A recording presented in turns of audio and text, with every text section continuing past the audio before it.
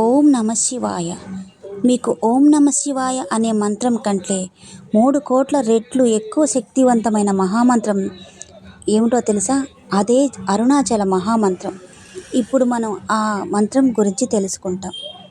నా ఛానల్ని సబ్స్క్రైబ్ చేసుకోండి. కొత్తగా చూస్తున్న వాళ్ళైతే సబ్స్క్రైబ్ చేసుకోండి. అరుణాచల మహామంత్రం నమశివాయ అనే మంత్రం కంటే 3 రెట్లు ఎక్కువ శక్తివంతమైనది.